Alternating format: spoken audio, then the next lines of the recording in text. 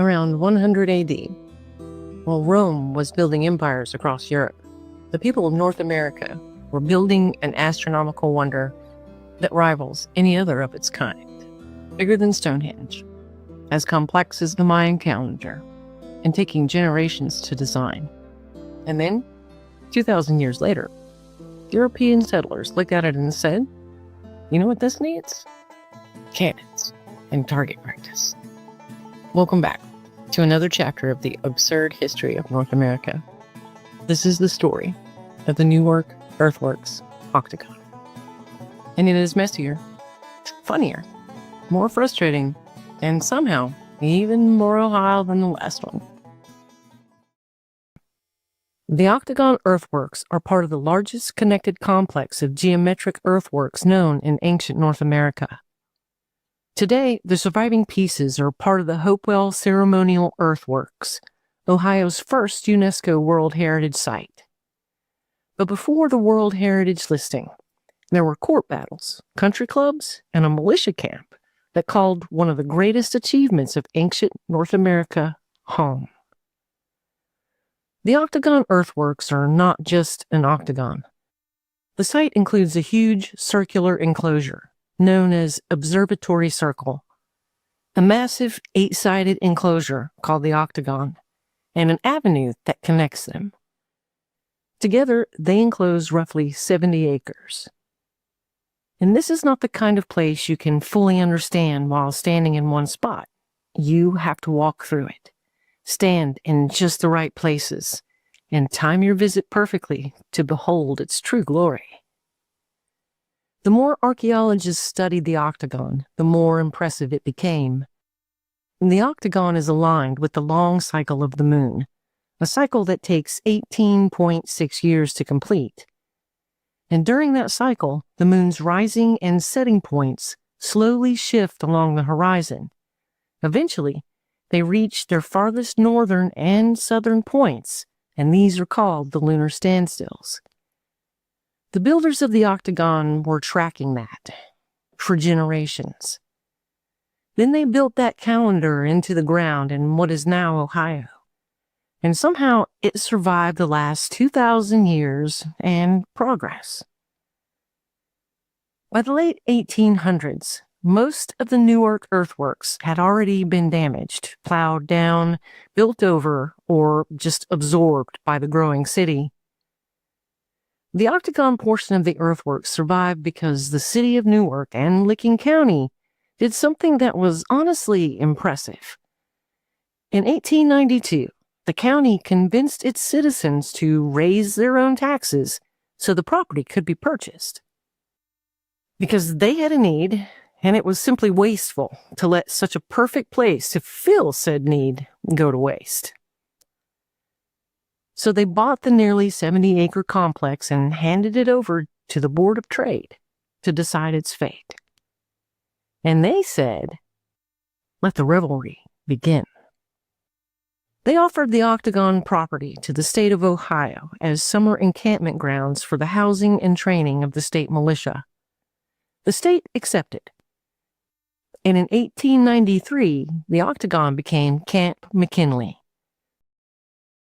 So yes, the first great rescue of one of North America's most important lunar monuments was formation drills. Because apparently, in 19th century Ohio, ancient indigenous architecture had 3 career paths: fort, fairground, or military camp. Camp McKinley was used by the Ohio State Militia and later the Ohio National Guard until 1908. Soldiers camped, trained, drilled, and marched through a landscape designed around geometry, ceremony, and the moon. Which is absurd, but it also mattered, because the site survived being engulfed by progress. No city blocks, pavement, or sprawling suburbia. And in the quirky way Newark had for saving things by accident, that distinction turns out to be everything. Eventually, the militia moved to a site better suited to its needs, which left Newark with a problem. What do you do with a 2,000-year-old astronomical monument when the soldiers are done marching through it? The Newark Board of Trade promptly set about doing what boards of trade are known to do. They began looking for a way to make a profit. In 1910, they leased it to the Licking County Country Club for a whopping $650 a year. And they took one look at it and said, "You know what this needs? Mint juleps and a sand trap." They incorporated a club, promptly issued capital stocks at $100 each for 200 buyers, and hired the expert golf course architect of the day to begin designing the front nine. Up went the country club on the bank of a prehistoric mound. The tennis court, dining hall, and exhibit grounds followed. Because apparently, once Ohio gets hold of ancient indigenous architecture, every sentence starts normal and ends in a felony against common sense. The first golf layout was designed by Thomas M. Bendelow, a Scottish-born golf architect who laid out hundreds of courses across the United States. The club history says he came in 1910, walked the grounds with the golf committee, selected the first tee, laid out the first hole, and charged $25 for the job. $25.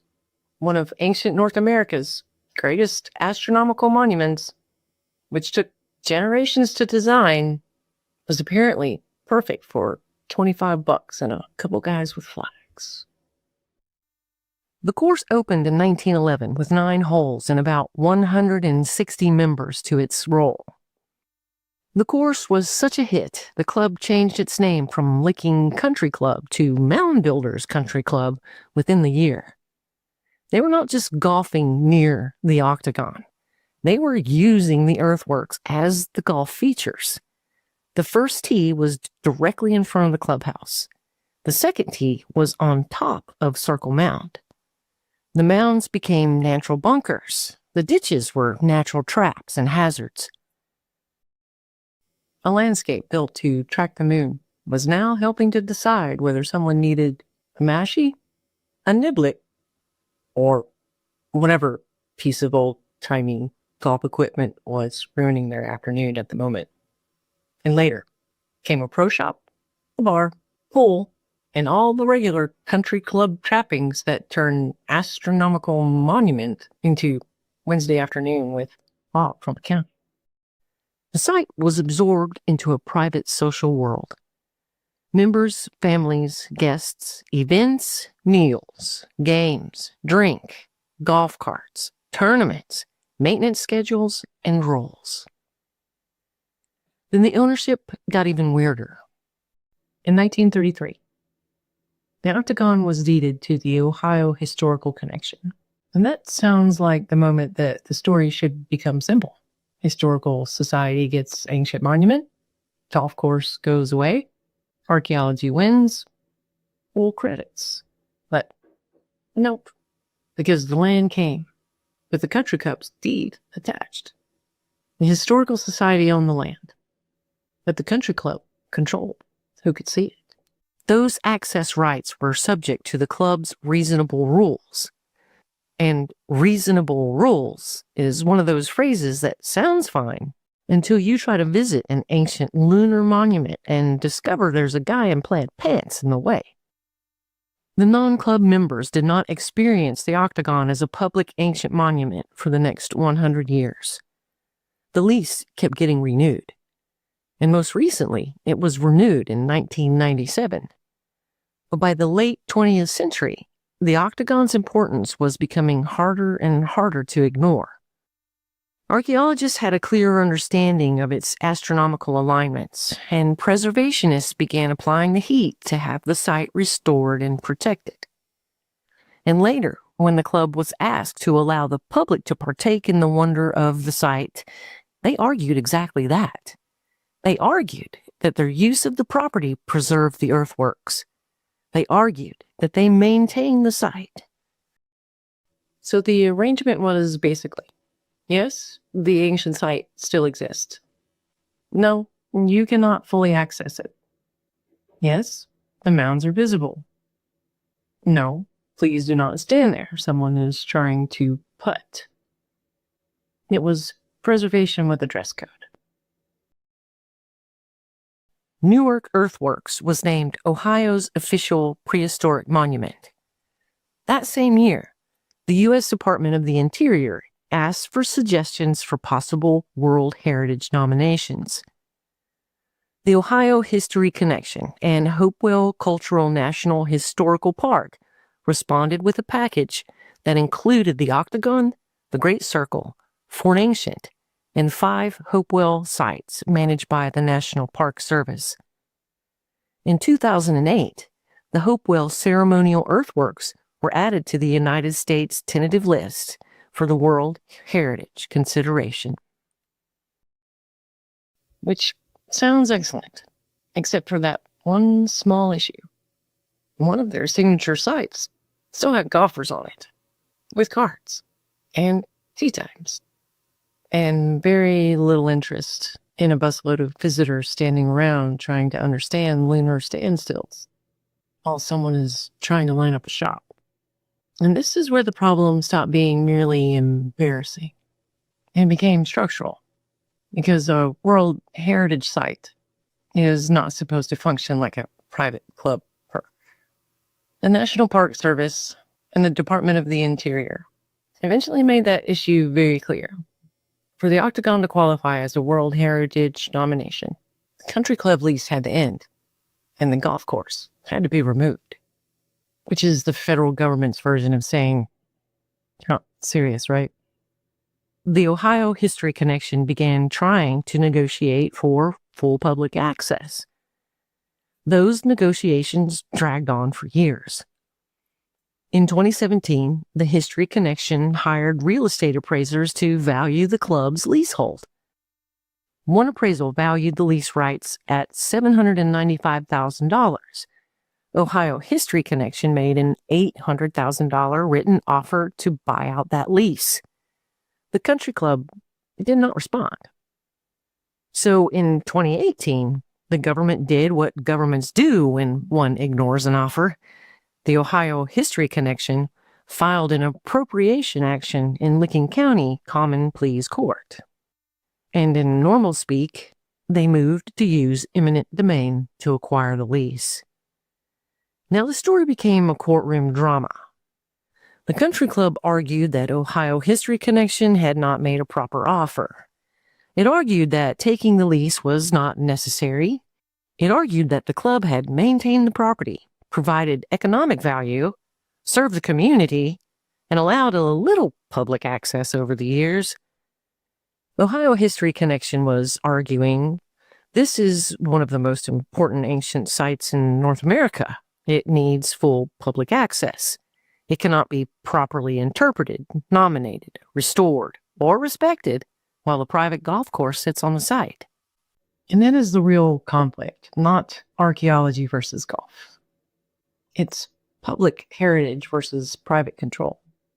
The 2,000-year-old astronomical monument trapped inside a 100-year-old lease. And that's a lot of layers for one tee box.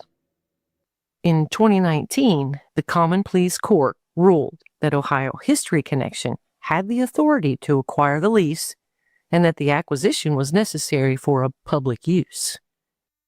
The country club, of course, appealed, and in 2022, the Ohio Supreme Court upheld the lower court decision, stating, "The Octagon is aligned with the 18.6-year cycle of the moon's orbital path with unparalleled geometric precision. The site scale dwarfs the Great Pyramid of Giza. The historical, archaeological, and astronomical significance of the Octagon is arguably equivalent to Stonehenge or Machu Picchu, and therefore should no longer be the playground of only the elite." But the ruling did not instantly end the story, because there was still the question every legal drama eventually comes to: money. How much was the lease worth? Ohio History Connection had one view, the club had another. A jury trial was scheduled to determine the fair market value of the lease, and the delays and negotiations, they continued. Finally, in 2024, a settlement to buy out the lease was reached, and the amount was kept confidential, which is deeply irritating. because I would personally love to know the cost of evicting a country club from an ancient lunar monument. But the result is what matters. On January 1st, 2025, the Octagon Earthworks opened for full public access. For the first time in more than a century, people could visit the Octagon without needing club permission, a special open house window, or a seminar. A win for the common man, and recognition for the amazing people that built it. Absurd as it may be, all of that private country club activity actually kept the earthworks there. It kept large-scale development away from a site that almost certainly would have disappeared underneath a growing city. And what a story it has to tell. And if you'd like to know more about the lunar standstill alignments, I have an episode linked down below in the fanny pack. And if you want to learn more about the accidental and absurd ways early America saved its ancient sites, you'll find it in this video, because nothing says 19th century preservation like leases. I hope you enjoyed the story, and thank you.